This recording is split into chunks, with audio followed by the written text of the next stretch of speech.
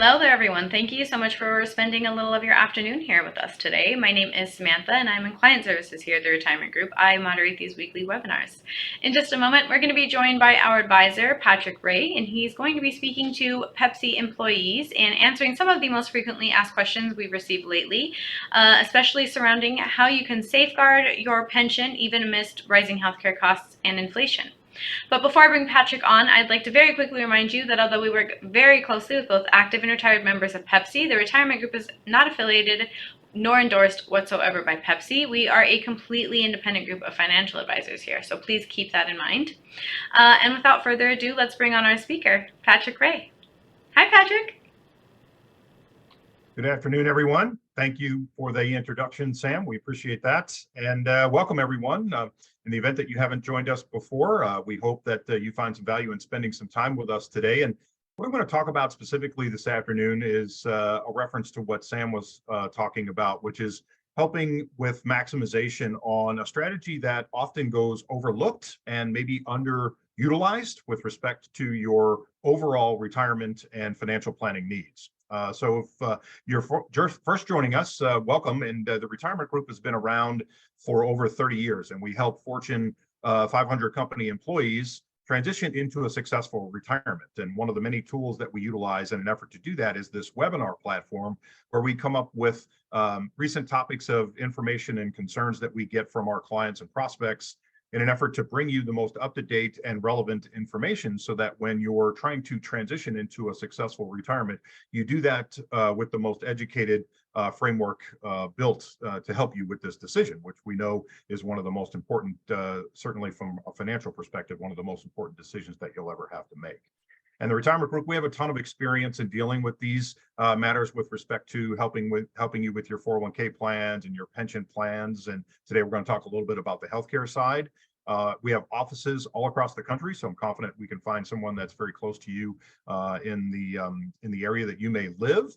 And our representation of being an independent financial planning and advisory firm comes with an unbiased opinion and a view of what you need to know to help you with some of these things. And so today we're going to cover some of these popular questions, and certainly some of the most relevant things that we've been hearing in the most recent past. And you might want to know in the end what might use as the biggest value for you, which is something we can bring to the table. And it's something we refer to as a cash flow analysis. And it's a way to stress test your overall financial planning and retirement planning needs. And I'll talk to you about that before we let you go this afternoon. But one of the questions we have been getting on a very regular basis is what the alternatives are if you leave prior to qualifying for retirement health care, or more importantly, before you retire and get qualified for Medicare, which happens at age 65. So these are two separate questions, right? So first of all, of the alternatives with respect to what you have available to you, and you're not retirement eligible at your particular company who doesn't offer retirement health care, is going to put you in a position to rely on the exchange, probably in most cases. And of course, these differ from state to state and from region to region. And so the options and the benefits, and in addition, the costs, are all completely different from the West Coast all the way to the East Coast, right? So it's impossible for us to tell you this is what you should expect if you live here, because all of your, of course, services and the options that are relevant and available to you are different. And so the exchange is a very popular way for you to bridge the gap between maybe your retirement and Medicare, or leaving one company and going to work for another company. And as well as if you have a spouse, of course, we want to make sure that we're addressing your spouse's options to confirm that that may be the best route for you to add or be added to your spouse's plan, even though maybe you were the primary breadwinner or primary producer of the coverage that you had for your family prior to leaving the payroll from the company that you work for. So this is a very popular question. And of course, the alternatives in the end depend on where you are at, what the coverage is that you're looking for, if you're going to cover just yourself and or your spouse, or if we're going to include children or younger children in that case. And then what other options are available are usually different from place to place and from case to case. And so certainly this is not only a popular question, but a very important one, especially if you don't have any other options other than maybe the exchange or a spouse's plan, in an effort to help you with your overall coverage in the big picture of things. So another popular question that comes up often is if we have an example or an understanding of a 62-year-old under the Blue Cross plan. So this is Blue Cross is a very popular option with many of our folks. And one of the questions that often comes up if this is an option for them is if Cobra is more expensive or cheaper than the state exchange plans. And so this is always typically part of our discussion as to what the best option is for you to lean on, especially when in this case, this person, for example, is under the age of 65. And so we're looking for what is the best and most productive option. Sometimes that's not the cheapest thing to do, but the defined answer is it absolutely depends on your region, where you live, who you're covering, and what options that you're looking for to be covered. So this represents a long list of options with respect to different costs and different variations of these that range anywhere from a few $100s a month to up to a few $1,000s a month, depending on how detailed and what your options are as far as the coverage is concerned. So there's no way to answer this particular question on if one is less expensive than the other. And also something to confirm or consider for sure is maybe the option is not best for the cheapest plan, but the one that produces the best overall alternative for you. So you might find that this option will end up being a little bit more expensive for you and your family than you otherwise would have planned or would have budgeted for. And oftentimes we run in our cash flow analysis, which I talked a little bit about, which is the stress test of your overall financial planning and retirement planning needs. One of the most important questions is what am I going to do for this expenditure that I've had or that I'm going to have for, say, in this case, 3 years when I'm leaving the payroll at 62 and not yet eligible for Medicare until you're 65.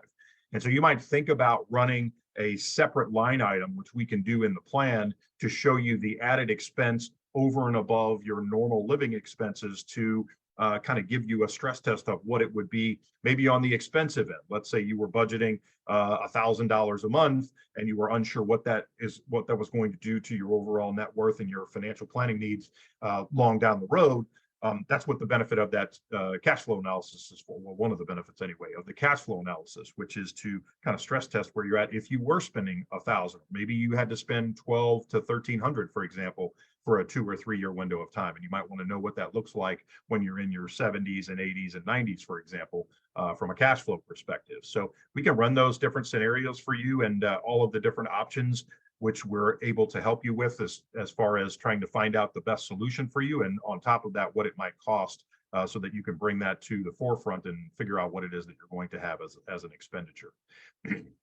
One of the most popular questions that we've been getting of late is what I was referring to at the beginning of maybe one of the most underutilized forms of planning from a retirement perspective, which is using an HSA. So for those of you who don't know what that is, an HSA is a savings account, a health savings account specifically, which is what HSA stands for.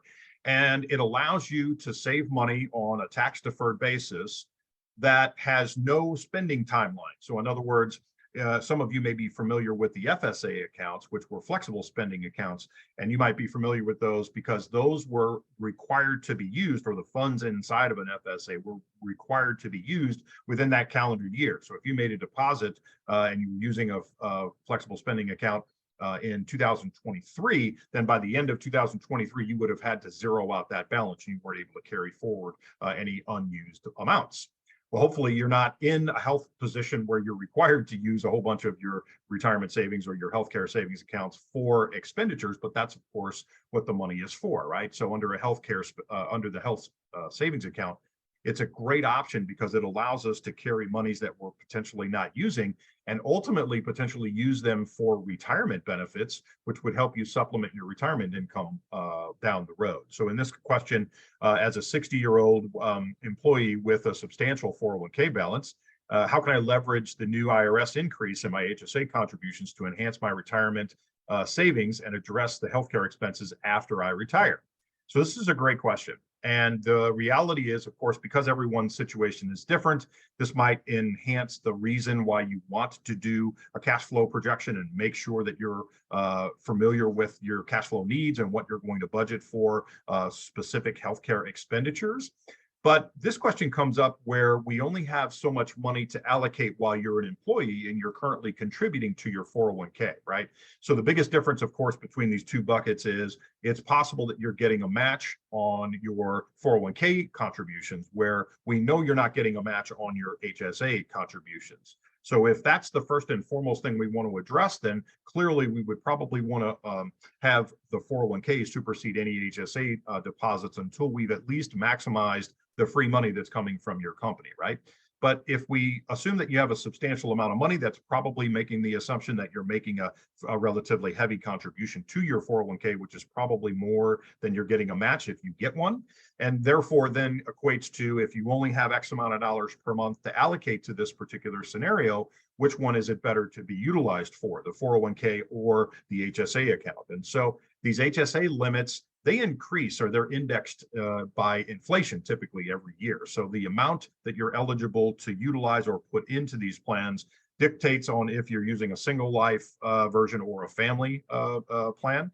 But basically, these amounts allow you to put money into a tax deferred investment vehicle that can grow tax deferred for your future use. And so if you fast forward and you don't have a need for the healthcare expenses because you live a relatively healthy life, thank goodness. And of course, that's what we hope for. Then that would lead you to have monies that are eligible to be removed from your HSA account to help you support future income from a retirement planning perspective. The only catch is that if you're using your HSA contribution amounts from your HSA plan for things that are not related to healthcare expenses, then you're going to pay income tax on those distributions. So that might be a deal breaker in some cases, but frankly, if you have enough money or what you feel like is a substantial amount of money in your retirement plan, specifically your 401k, and you're getting the match from your employer on top of that, then I think adding to an HSA is a wonderful way for you to add some additional flexibility to your overall retirement plans. And to be fair, the reality is the more options that you have with 401k balances and pension amounts and maybe after-tax money that you would have otherwise saved, or any money that you have in the Roth 401k or any Roth IRA contributions that you would have otherwise made over the years, plus something like an HSA account, it just allows you to have way more options from a pool of money that you can choose and pick from to manage all kinds of things. You can manage risk with that. You can manage income, of course, with that. You can manage your tax liabilities with that.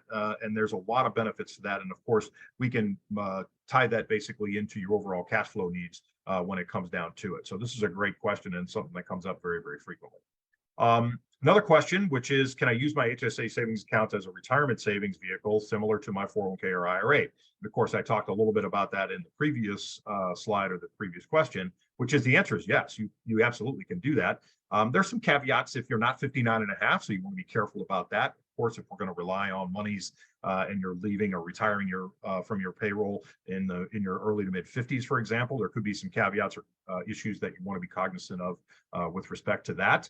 But again, your 401k is possibly giving you a match where your HSA deposits are not. So we want to make sure that we're getting 100% match from or 100% of the free money that you're eligible to gain from your employer. And so we don't want to give that up in pretty much any capacity. But other than that, then obviously then we can start to consider additional funds that might better be earmarked or could be earmarked to an HSA account, which kind of solves a couple of issues for potential healthcare needs that you might have at some point in time in the future. And then ultimately, if you don't have those because you live a relatively and have a relatively healthy life, then of course those benefits and funds can be used where you'll just pay income tax on those, assuming that you're past 59 and a half, to have for retirement benefits, of course, which is a great option. So in our opinion, and specifically when we deal with potential people who are trying to concern themselves with retirement, we want to advocate that both could be a play or play a huge role in your overall retirement savings. And so those are the 4 questions that we are being asked on the most recent platforms from taking calls from people. And so we wanted to cover those today in our question and answer session for sure. But look, if you have other questions, and oftentimes this comes up in conversations where we talk about the healthcare stuff, but it leads into how do I get access to my retirement plan monies if I'm not 59 and a half, as an example. So we have a slew of webinars that you can watch that have information related to that, as well as your welcome to call the office and schedule some time to visit with one of the advisors on the group.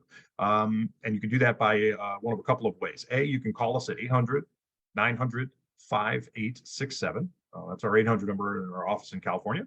And then you can also take a picture of this QR code on the screen, and it'll bring you to a calendar where you can schedule a 15 to 20-minute call with someone to at least get the ball started as to getting your question answered or questions answered, and then maybe determine if it's beneficial to have an additional conversation or meeting going forward to collect some data so that we can produce the cash flow analysis, which is a complimentary service that we offer. So you're welcome to do that as well.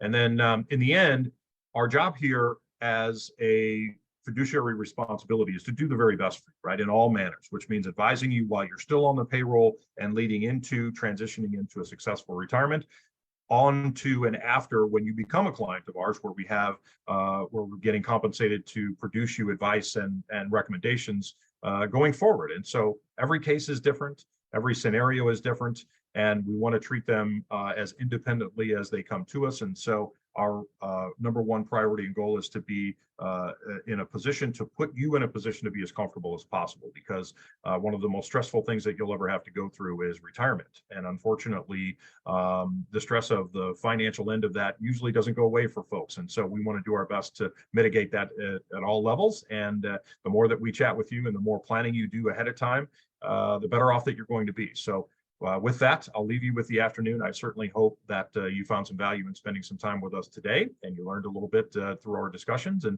we will look forward to catching up with you at some time in the future. So enjoy yourselves and have a great day. Take care.